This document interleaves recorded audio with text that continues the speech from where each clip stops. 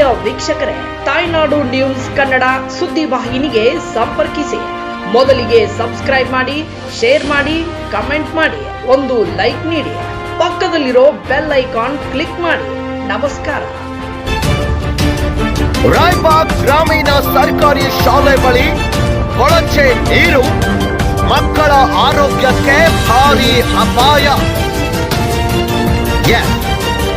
ರಾಯಬಾಗ್ ಗ್ರಾಮೀಣ ಶಿವಾಜಿ ಪಾರ್ಕ್ ವಂಟಮೂರೆ ತೋಟದ ಸರ್ಕಾರಿ ಕನ್ನಡ ಹಿರಿಯ ಪ್ರಾಥಮಿಕ ಶಾಲೆ ವಾರ್ಡ್ ನಂಬರ್ 9ರ ಶಾಲಾ ಆವರಣದಲ್ಲಿ ಅಡುಗೆ ಕೋಣೆಯ ಹಿಂದೆ ಕೊಳಚೆ ನೀರು ನಿಂತಿದ್ದು, ಇದರಿಂದ ಶಾಲೆಯ ಮಕ್ಕಳ ಆರೋಗ್ಯದ ಮೇಲೆ ಮತ್ತು ಮಧ್ಯಾಹ್ನದ ಬಿಸಿಯೂಟದ ಮೇಲೆ ಗಂಭೀರ ಪರಿಣಾಮ ಬೀರ್ತಾ ಇದೆ.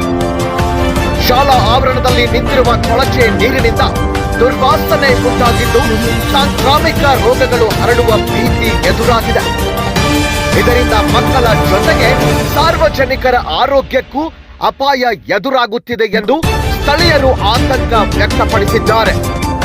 ಈ ಸಮಸ್ಯೆಯ ಕುರಿತು ಪಂಚಾಯಿತಿ ಅಭಿವೃದ್ಧಿಯಾಧಿಕಾರಿ ಪಿಡಿಒ ದಿನಾಂಕ 5/7/2024 ಮಾಹಿತಿ ನೀಡಲಾಗಿದ್ರು ಇದುವರೆಗೂ ಯಾವುದೇ ಕ್ರಮ ಕೈಗೊಳ್ಳಲಾಗಿಲ್ಲ ಹೀಗಂತ ಸಾರ್ವಜನಿಕರು ಆರೋಪ ಮಾಡಿದ್ದಾರೆ.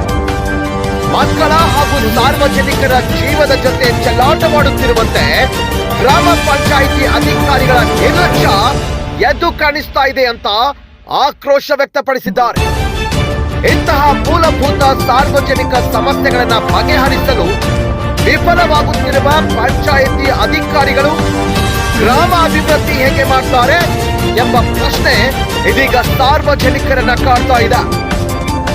ಇನ್ನು ಒಂದು ವಾರದೊಳಗೆ ಸಮಸ್ಯೆ ಪರಿಹಾರಕ್ಕಾಗಿ ಕೆಲಸ ಪ್ರಾರಂಭಿಸದಿದ್ರೆ ಮಾನ್ಯ ಜಿಲ್ಲಾಧಿಕಾರಿಗಳ ಗಮನಕ್ಕೆ ತರಲಾಗುವುದು ಅಂತ ಸಾರ್ವಜನಿಕರು ಎಚ್ಚರಿಕೆ ನೀಡಿದ್ದಾರೆ.